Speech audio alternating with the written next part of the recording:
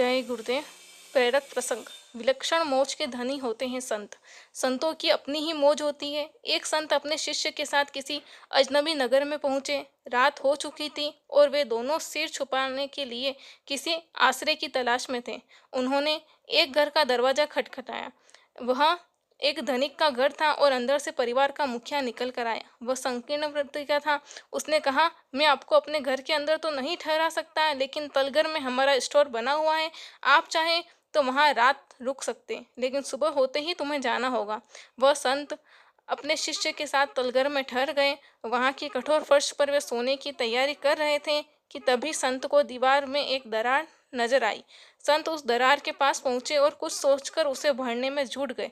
शिष्य के कारण पूछने पर संत ने कहा, चीजें हमेशा वैसी नहीं होती जैसी दिखती है। अगली रात वे दोनों एक गरीब किसान के घर आसरा मांगने पहुंचे। किसान और उसकी पत्नी ने प्रेम पूर्वक उनका स्वागत किया।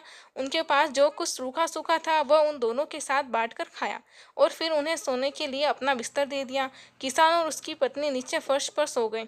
सवेरा होते ही संत और उसके शिष्य ने देखा कि किसान और उसकी पत्नी रो रहे थे, क्योंकि उनका बैल खेत में मरा पड़ा था। यह देखकर शिष्य ने संत से कहा, गुरुदेव, आपके पास तो कई स्थितियां हैं, फिर आपने यह क्यों होने दिया?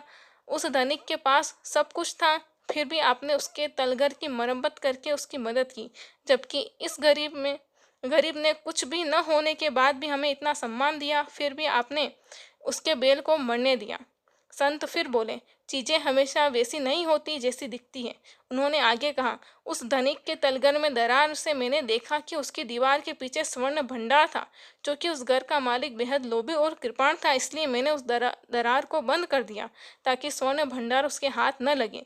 इस किसान के घर में हम इसके बिस्तर पर सोए थे। रात्रि में इस किसान की पत्नी की मौत लिखी थी और जब यमदूत उसके प्राण हरने आए तो मैंने रोक दिया। जो कि वे खाली हाथ नहीं जा सकते थे, इसलिए मैंने उनसे किसान के बैल के प्राण ले जाने के लिए कहा। यह सुनकर शिष्य संत के समक्ष नतमस्तक हो गया। ठीक इसी तरह गुरु की कृपा वह नहीं है जो हम चाहते हैं, बल्कि गुरु कृपा तो वह है जो गुरुदेव चाहते हैं। ठीक ही तो कहा लिखा है, पलटू लिखा नसीब का, संत देते हैं फेर, साच नहीं दिल आप ना, ताते लागे ढेर। जय गुरुदेव।